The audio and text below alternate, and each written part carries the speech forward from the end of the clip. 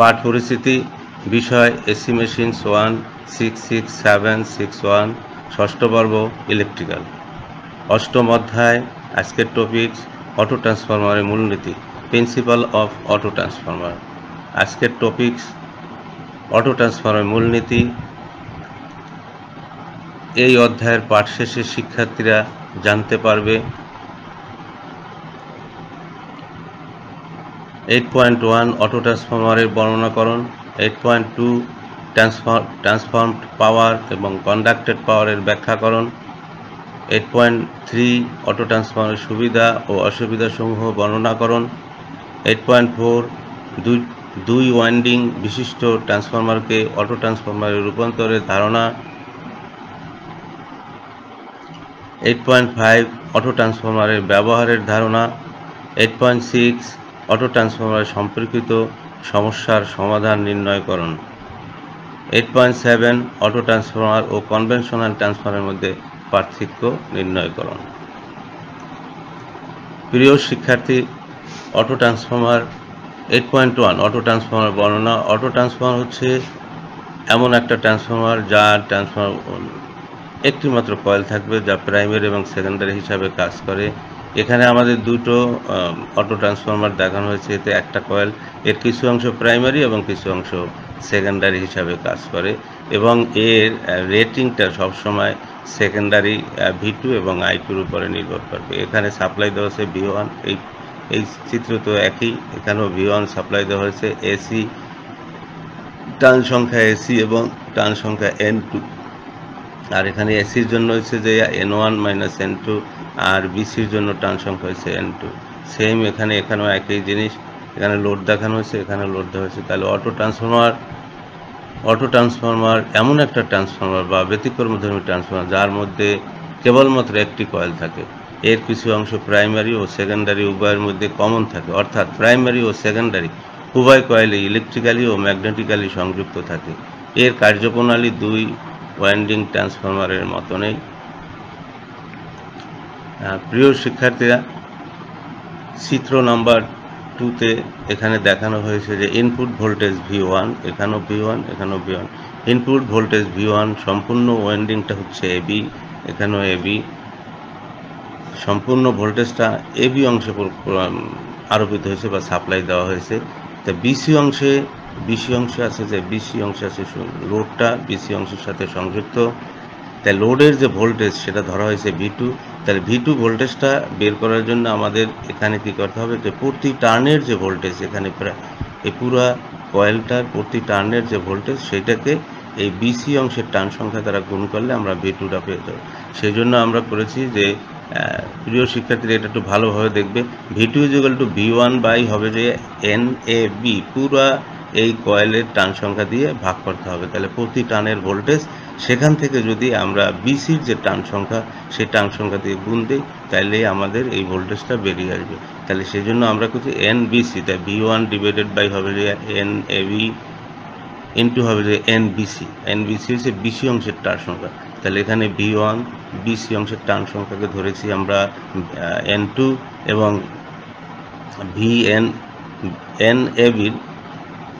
NAB ধরেছি N1, পুরো অংশটা হচ্ছে যে N1। তাহলে আমরা এটাকে সিম্পলিফাই করলে পাবো যে N1 by N2 = V1 by V2 = হচ্ছে ট্রান্সফরমেশন রেশিও, যেটা আমরা একদম প্রথম চ্যাপ্টার থেকেই দেখিয়ে আসতেছি যে এটা হচ্ছে যে টার্ন সংখ্যা, মানে transformation of ratio transformer primary turn সংখ্যা ডিভাইডেড বাই সেকেন্ডারি টার্ন সংখ্যা, primary voltage divided by secondary voltage, অথবা secondary current divided by primary current হচ্ছে যে ট্রান্সফরমেশন রেশিও। এটাকে আমরা এ দ্বারা প্রকাশ করি। চিত্রে I1 কারেন্ট এসি অংশে প্রবাহিত হয়েছে। I1 যে কারেন্টটা এখানে এসি অংশে প্রবাহিত হয়েছে, এবং I2 - I1টা হচ্ছে যে বিসি অংশে প্রবাহিত হচ্ছে। এই অবস্থায় অটো ট্রান্সফার দুই ওয়াইন্ডিং বিশিষ্ট ট্রান্সফরমার মতোই কাজ করে। তার এসি অংশ থাকবে তার প্রাইমারি অংশ, এবং বিসি অংশ থাকবে তার সেকেন্ডারি হিসাবে কাজ করবে। প্রিয় শিক্ষার্থীরা, এখন দেখো যে যখন এই অটো ট্রান্সফরমারে আমরা আউটপুট টার্মিনালে যখন লোড সংযুক্ত করব, তখন এখানে কি হবে, I2 কারেন্ট প্রবাহিত হবে। এই কারেন্ট সরবরাহ করার জন্য উভয় ওয়াইন্ডিং মানে এই প্রাইমারি ওয়াইন্ডিং এবং সেকেন্ডারি ওয়াইন্ডিং উভয় ওয়াইন্ডিংয়ের লোড কারেন্টের অংশের উপস্থিতি থাকতে হয়। একটি অংশ পজিটিভ ডিরেকশনে এ থেকে সি, আরেকটি অংশ অন্য ওয়াইন্ডিংয়ের লোড কারেন্টের অপর অংশ পজিটিভ বি টু সির দিকে বি থেকে সি তে যায়। লোড কারেন্ট উভয় অংশে তাদের নিজস্ব পজিটিভ ডিরেকশনে ফেজের অভিমুখে থাকে। তাদের মান এমনভাবে হয় যাতে বিসি অংশের অ্যাম্পিয়ার টার্ন এবং এসি অংশের অ্যাম্পিয়ার টার্ন দ্বারা সমতা রক্ষা করে। বিসি অংশের অ্যাম্পিয়ার টার্ন এবং এসি অংশের অ্যাম্পিয়ার টার্ন দ্বারা সমান থাকে। অতএব আমরা লিখতে পারি যে এনবিসি ইন্টু এনবিসি অংশের কারেন্ট হয়েছে যে I2 মাইনাস I1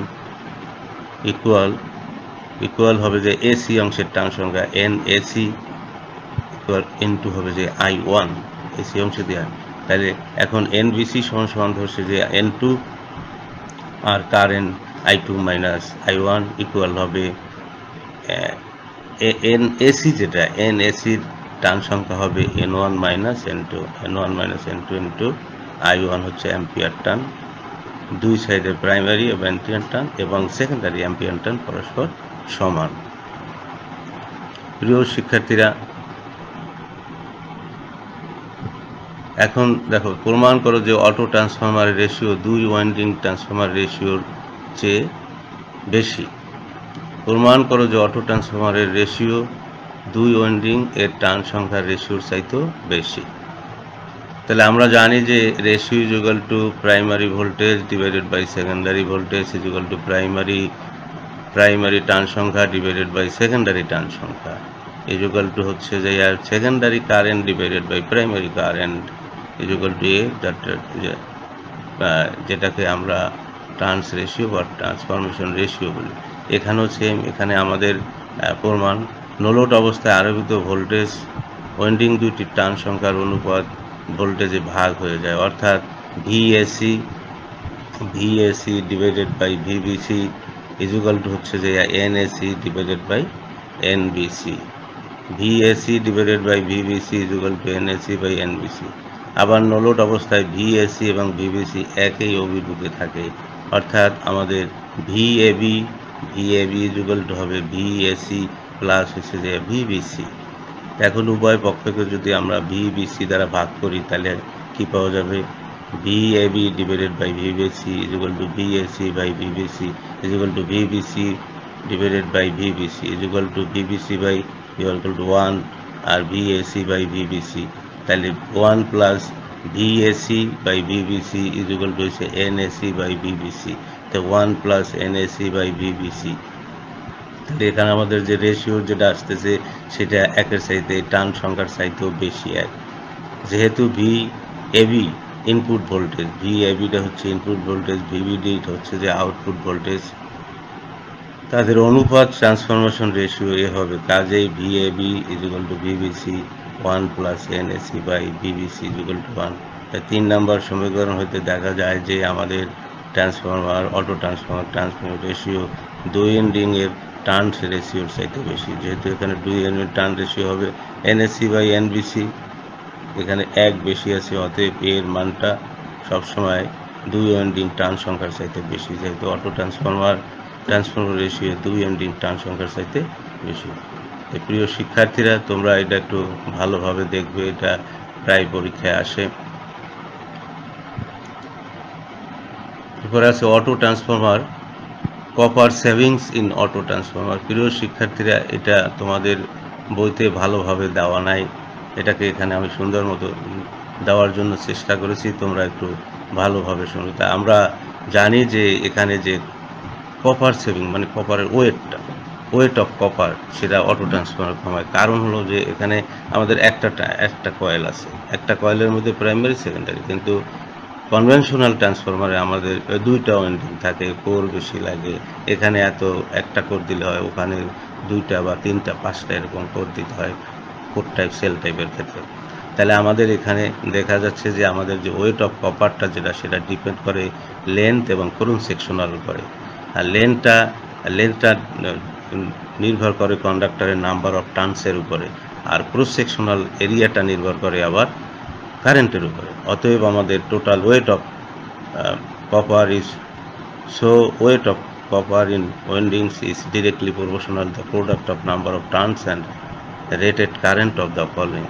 তাহলে আমাদের টার্ন সংখ্যা এবং কারেন্টের উপর নির্ভর করে। যেহেতু আমাদের কপারের ওয়েটটা নির্ভর করে দৈর্ঘ্যের উপর এবং ক্রস সেকশনাল উপর, দৈর্ঘ্যটা আবার লেন্থটা নির্ভর করে আবার ওয়েন্ডিংসের টার্ন সংখ্যার উপরে, আর ক্রস সেকশনাল এরিয়াটা নির্ভর করে কারেন্টের উপরে।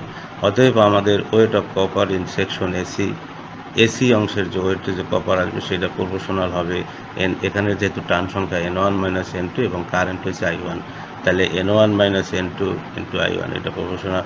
আবার weight of copper in BC সেকশনের ওয়েট, যে কপারের ওয়েট যেটা হবে সেটা হবে এখানকার টার্ন সংখ্যা এবং কারেন্ট, তাহলে N2 × I2 - I1, যেহেতু I2 - I1 হচ্ছে যে বিসি অংশের কারেন্ট। এই ফিগারটা লক্ষ্য করলে ভালোভাবে দেখা যাবে। তাহলে N2 × I2 - I1।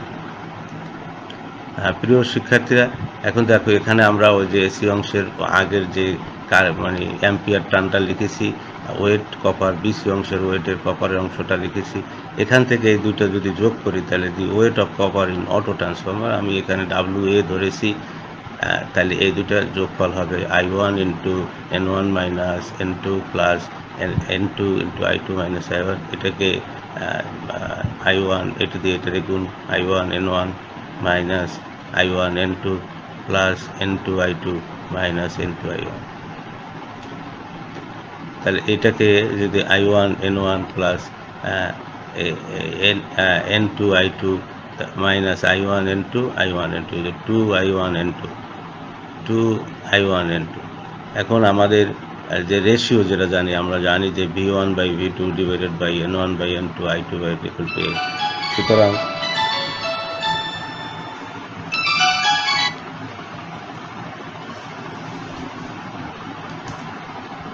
সুতরাং অ্যাগেন V1/2, তাহলে এখান থেকে আমরা পাইতেছি যে V1 × N1 × I1 N1 × I1 = N2 × I2।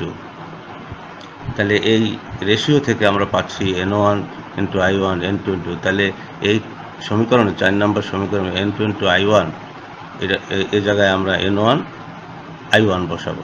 From equation 4 and 5 we have W = I1 N1 plus N2 I2 পরিবর্তে আমরা বসাবো N1 I1 minus 2 I1 N2 = 2 I1 N1 minus 2 I1 N2, এখানে 2 I1 N1 minus I1 N2, equation number 6। এটা পেলাম আমরা auto ট্রান্সফরমারের ক্ষেত্রে যে wait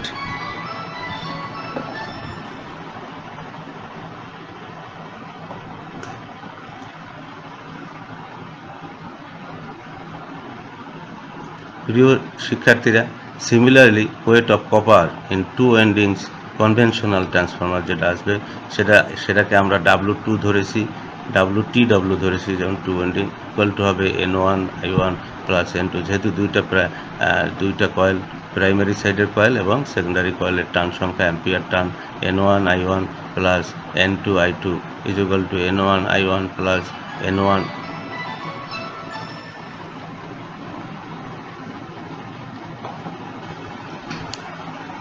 N1 I1 plus N1 I1 = 2।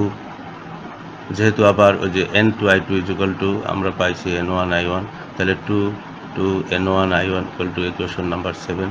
Now weight of copper in auto transformer আর weight of copper in two windings conventional transformer, WA divided by WTW = 2 N1 × I1 minus N2 × I1 2 N1 I1। তাহলে এটাকে simplify করলে আমরা পাবো 1 minus N2/N1, তাহলে 1 minus 1/A, যেহেতু আমাদের N2/N1 হচ্ছে যে রেশিও তার বিপরীত, তাহলে 1/A। অতএব আমরা পাইতেছি WA, তাহলে অটো ট্রান্সফরমারের ওয়েট = 1/A তো WT। তাহলে এখন কপার যে সেভিংস হবে সেটা হচ্ছে WT মাইনাস W1। তাই 2 ওয়াইন্ডিংস থেকে অটো ট্রান্সফর্মার ওয়াইন্ডিংটা বাদ দিলে আমরা পাবো যে 1/A is equal two WT। তাহলে এখন দেখা যাচ্ছে যে 2 ওয়াইন্ডিং এর যে ওয়েট, কপারের যে ওয়েট, সেটাকে রেশিও দ্বারা ভাগ আসতেছে। তাহলে আমাদের সুতরাং copper saving 1/A equal to WT equal to 1/A the weight of copper in 2 winding conventional transformer. Therefore the savings of copper depends on 1/A। তাহলে এর মান যত বেশি হবে কপার সেভিং তত কমে যাবে। The low value of A more savings of copper in materials। তো এর মান যত কমে যাবে তত আমাদের কপার সেভিংটা বেশি হবে। তো এটাই হচ্ছে যে আমাদের অটো ট্রান্সফরমার কপার সেভিংস।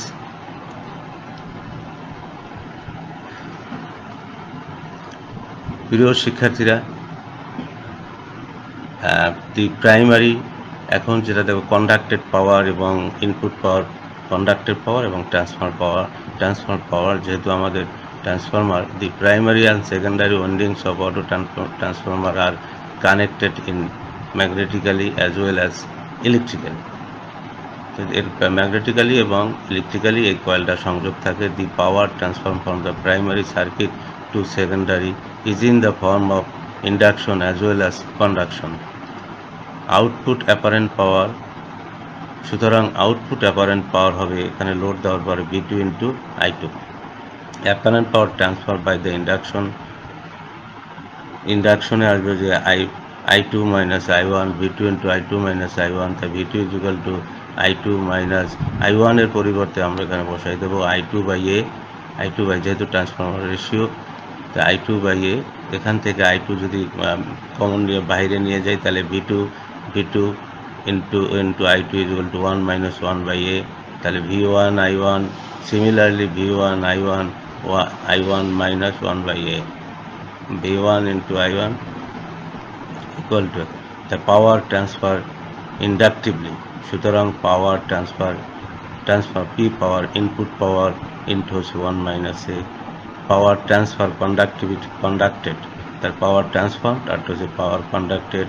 পাওয়ার ইনপুট থেকে পাওয়ার ট্রান্সফার বাদ দিয়ে দিলে আমাদের যে ভ্যালুটা আসবে সেটা করলে সিম্পলিফাই করলে input power into 1/A, input power into A, অথবা P কন্ডাক্টেড, P ইনপুট থেকে P ট্রান্সফার বাদ দিলে হবে। তা P ট্রান্সফারটা বাইর করবো আমরা ইনপুট পাওয়ার ইন্টু 1/A। প্রিয় শিক্ষার্থীরা, 8.3 অটো ট্রান্সফরমার সুবিধা অসুবিধাসমূহ এতে তুলনামূলক ওয়াইন্ডিংয়ের জন্য কপার তার কম লাগে, যেহেতু একটাই ওয়াইন্ডিংয়ের মধ্যে প্রাইমারি সেকেন্ডারি। ওয়াইন্ডিংয়ের জন্য কপার তার কম লাগে বলে এটি দামে কিছুটা সস্তা। এর কর্মদক্ষতা অপেক্ষাকৃত বেশি এবং ভোল্টেজ রেগুলেশন কম, অর্থাৎ ভালো। এটি আকারে ছোট এবং ফলে কম জায়গা লাগে। 5 নাম্বার আছে ওয়াইন্ডিংয়ের অনেকগুলো ট্যাপিং থাকার কারণে ট্যাপ পরিবর্তন করে প্রয়োজনীয় ভোল্টেজ নেওয়া যায়। এই ফিগারে দেখা যাচ্ছে অনেকগুলো আমার ইচ্ছা মতন আমরা এটাকে মেনলি আমরা রেগুলেটর হিসেবে ব্যবহার করতে পারব। 6 নাম্বার আছে লো ভোল্টেজ, এটি ব্যবহার করা সুবিধাজনক, হাই ভোল্টেজে না। এতে কয়েল দ্বারা ইলেকট্রিক্যালি এবং ম্যাগনেটিক্যালি সংযুক্ত থাকায় এদেরকে আলাদা রাখার জন্য কোনো ইনসুলেশনের প্রয়োজন হয় না। প্রিয় শিক্ষার্থীরা, এখন অটো ট্রান্সফরমারের অসুবিধা। এটি স্টেপ ডাউন হিসাবে ব্যবহৃত হয়। অতি উচ্চমানের ভোল্টেজের জন্য এটা ব্যবহার করা যায় না। এটি দ্বারা খুবই হাই রেশিওতে কাজ করা যায় না। এর প্রাইমারিতে হাই ভোল্টেজ থাকতে বিধায় অপারেশন যথেষ্ট নিরাপদ নয়। এতে কয়েল দ্বারা ইলেকট্রিক্যালি এবং ম্যাগনেটিক্যালি সংযুক্ত থাকায় সবসময় একটি বিপদের আশঙ্কা থাকে, কারণ ট্যাপিং খুলে গেলে কয়েল জ্বলে যায়।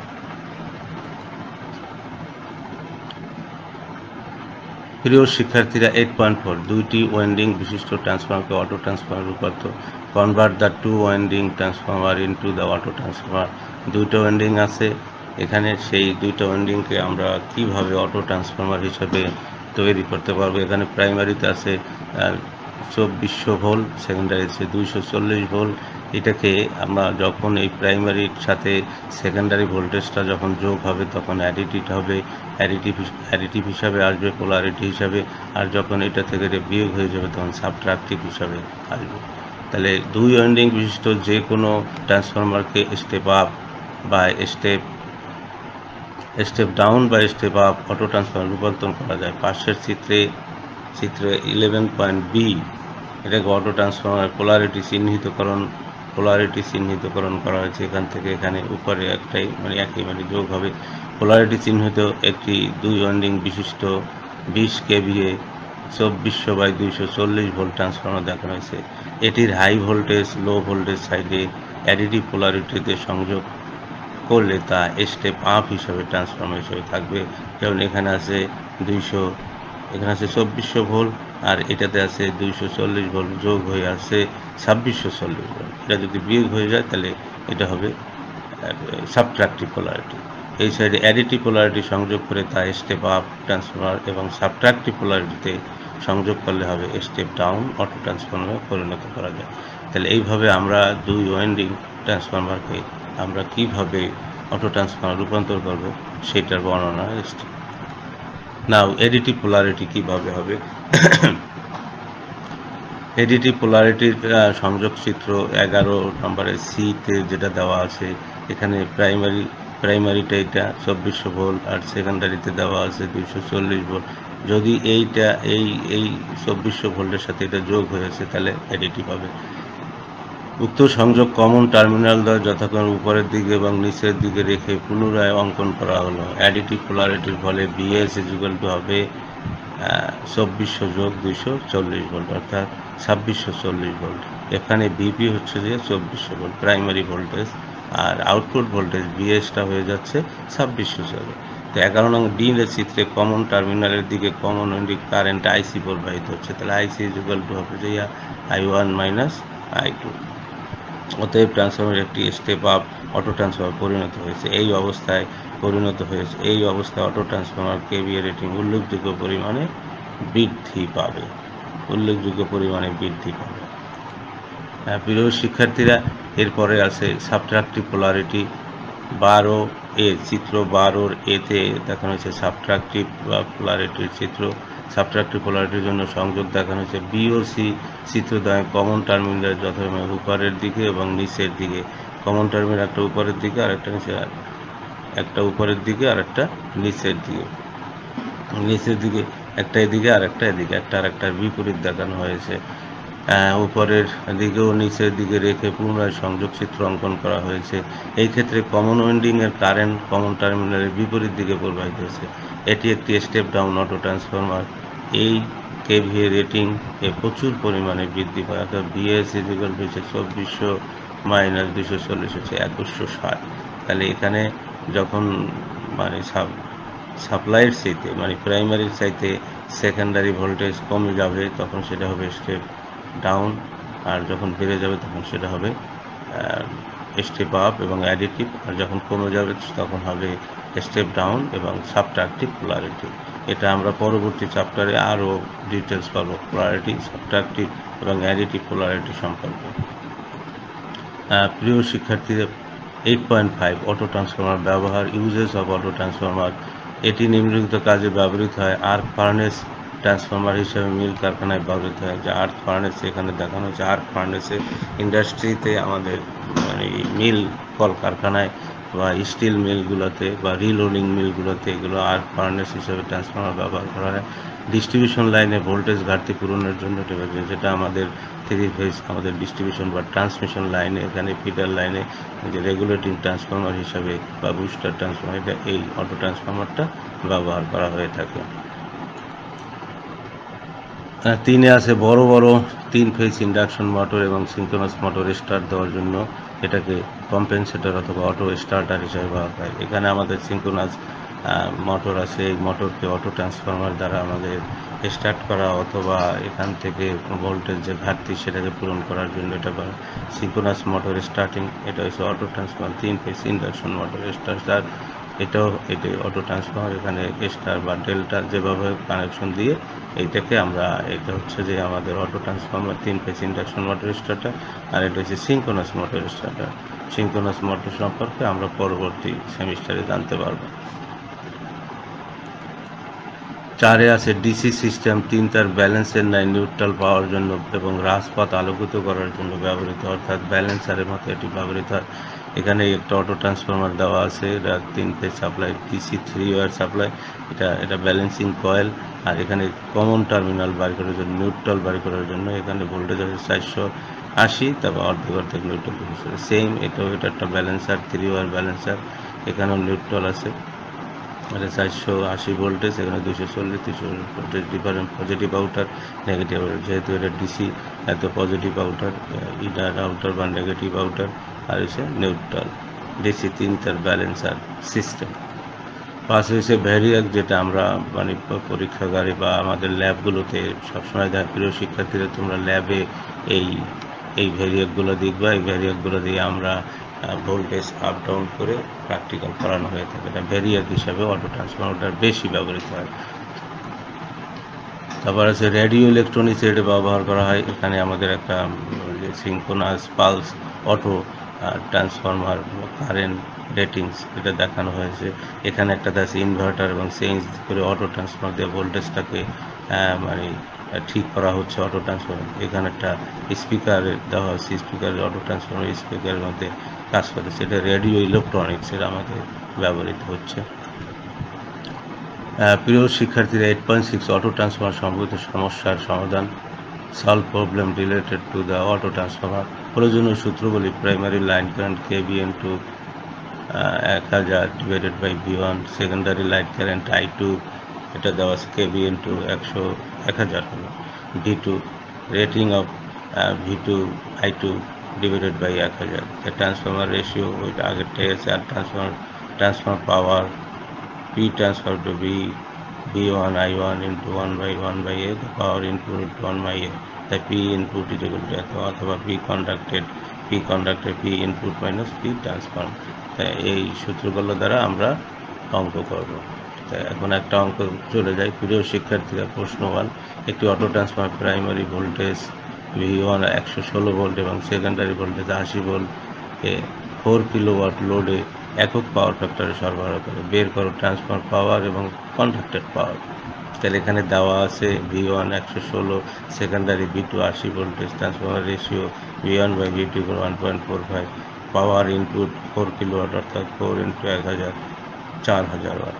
পাওয়ার ট্রান্সফার পাওয়ার বাইর করতে হবে এবং কন্ডাক্টেড পাওয়ার। তাহলে আমরা জানি যে solution transfer power P transfer কিন্তু P ইনপুট 1 মাইনাস A, তারপরে 4000 1 মাইনাস A হচ্ছে 1.45 ইজ ইকুয়াল টু হবে যে 1241.38 ওয়াট। আর P কন্ডাক্টেড পাওয়ার হবে যে ইনপুট পাওয়ার থেকে আমাদের এই পাওয়ারটা বাদ দিতে হবে P ট্রান্সফার। তার ইনপুট পাওয়ার হচ্ছে 4000 এবং 1241.38 ইজ ইকুয়াল টু 2758.62 ওয়াট। এটা হচ্ছে যে P কন্ডাক্টেড। তাহলে এটা একটা সহজ অঙ্ক, এই ধরনের অঙ্ক পরীক্ষায় থাকে মাঝে মাঝে, তাহলে তোমরা এটা চেষ্টা করবে। এরপরে দেখো প্রশ্ন 2, একটি অটো ট্রান্সফর্মারের মাধ্যমে 2300 ভোল্ট সাপ্লাই হতে 460 ভোল্টে রূপান্তর করতে 1000 kVA লোড সরবরাহ করা হলো। তাহলে বের করো 2 ওয়াইন্ডিংয়ের প্রতিটি কারেন্ট এবং ভোল্টেজ রেটিং, KVA রেটিং যখন সাধারণ ট্রান্সফরমার হিসেবে ব্যবহার করা। এখানে আমাদের একটা অটো ট্রান্সফরমার দেওয়া আছে, এখানে 100 kVA। তাহলে এখানে আমাদের এখানে যে ভোল্টেজ যেটা আছে 2300 ভোল্টেজ V1 এবং I2 কারেন্ট যেটা আসবে, তাই ভোল্টেজ ইন পোর্শন আমাদের যেটা বের করতে হবে, ভোল্টেজ ইন পোর্শন VAB। এখানে VAB equal to V1 minus V2। তাহলে V1 আছে যে 2300 ভোল্ট, V2 আছে যে 460 ভোল্ট। তাহলে V1 মাইনাস V2 করলে আসবে 1840 ভোল্ট। তা আউটপুট কারেন্ট I2 হবে এখানে KVA 100 ইন্টু 1000 ডিভাইডেড বাই ভোল্টেজ হচ্ছে 460 ইকুয়াল টু 217.39 অ্যাম্পিয়ার। তাহলে input current in portion AB is equal to I1 is equal to 100 into এত বাই 2300, তাহলে 43 এত। আর ভোল্টেজ হয়েছে 1840 ভোল্ট, আর কারেন্ট পাচ্ছি 43.48 অ্যাম্পিয়ার। সুতরাং কারেন্ট ইন পোর্শন বিসি অংশের যে কারেন্ট সেটা হবে I2 মাইনাস I1, তাহলে 217 minus 3 minus 43.4 it is equal two 173.91 ampere. when auto transformer connection in two winding transformer, তাহলে আউটপুট ভোল্টেজ হচ্ছে যে V2 460 volt V2, output current BC হচ্ছে এত, তাহলে KVA rating of two winding transformer V2 is equal to IBC equal to 1000, তো 1000 V2 auto transformer সবসময় KVA রেটিংটা হবে secondary অনুপাতে, তাহলে 80 KVA। তাহলে আগে আমাদের রেটিং ছিল 1000 কেভি, এখন এখানে যে লোড দেওয়ার পরে যে 173.91 অ্যাম্পিয়ার এবং 400 ভোল্ট যদি আমরা গুণ করি, এটা ভাগ করি 1000 দিয়ে ভাগ করে থাকে 80 ভোল্ট, তাহলে আমরা অটো ট্রান্সফরমার টু ওয়াইন্ডিংয়েতে অনেক পার্থক্য, প্রায় 20% বেশি বা 20 থেকে 25% বেশি অটো ট্রান্সফরমার হিসাবে ব্যবহার করলে আমরা এখানে 100 আর এখানে 80, মানে 5 ভাগের 1 ভাগ বা 20% বেশি পাব। তাই প্রিয় শিক্ষার্থীরা, এখানে সুতরাং দেখা যায় সাধারণ দুই ওয়াইন্ডিং ট্রান্সফরমার তুলনায় অটো ট্রান্সফরমার 25% অতিরিক্ত কেভিএ সরবরাহ করে, কারণ এখানে 100 কেভি আর এখানে লোড হয়েছে 80 কেভি, ট্রান্সফরমার অ্যাকশন সরবরাহ হয় এবং বাকি 20 কেভিএ কন্ডাকশন উপায়ে আউটপুট প্রাইমারি থেকে প্রাইমারি থেকে সেকেন্ডারিতে চলে যায় 20 কেভিএ, আর 80 কেভিএ ট্রান্সফরমার অ্যাকশনে কাজ করে। প্রিয় শিক্ষার্থীরা, 8.7 অটো ট্রান্সফরমার কনভেনশনাল ট্রান্সফরমার মধ্যে পার্থক্য। অটো ট্রান্সফরমার এতে একটি মাত্র ওয়াইন্ডিং প্রাইমারি ও সেকেন্ডারি ওয়াইন্ডিং হিসাবে থাকে, আর এতে প্রাইমারি সেকেন্ডারি উভয় ইলেকট্রিক্যালি ম্যাগনেটিক্যালি সংযুক্ত থাকে। খরচ কম, ভোল্টেজ ড্রপ কম, ফলে ভোল্টেজের রেগুলেশন ভালো, এর দক্ষতা বেশি, কপারের পরিমাণ কম লাগে। অটো ট্রান্সফরমার দুই ওয়াইন্ডিংয়ের কনভেনশনাল আলাদা দুইটি ওয়াইন্ডিং, এদের একটিকে প্রাইমারি অপরটিকে সেকেন্ডারি বলে। এতে প্রাইমারি সেকেন্ডারি শুধু ম্যাগনেটিক্যালি সংযুক্ত থাকে, ইলেকট্রিক্যালি সংযুক্ত হয়, খরচ বেশি। এতে ভোল্টেজ ড্রপ বেশি হয়, ফলে এর ভোল্টেজ রেগুলেশন ভালো নয়, এর দক্ষতা তুলনামূলকভাবে কম। এতে কপারের পরিমাণ তুলনামূলক বেশি লাগে, আর এখানে কপার সেভিংস হয় অটো ট্রান্সফরমারে। বাড়ির কাজ। অটো ট্রান্সফরমারের কার্যক্রমের চিত্র সহ লিখো। দেখাও যে বাড়ির কাজ। 1 নম্বর প্রশ্ন, অটো ট্রান্সফরমার কার্যক্রমের চিত্র সহ লিখো। দেখাও যে অটো ট্রান্সফরমার কপার সেভিং ট্রান্সফরমারের রেশিও এর মানের উপর নির্ভরশীল। দেখাও যে 3 নম্বর কোশ্চেন, দেখাও যে অটো ট্রান্সফরমারের রেশিও দুই ওয়াইন্ডিং ট্রান্সফরমারের টার্ন রেশিওর চেয়ে বেশি।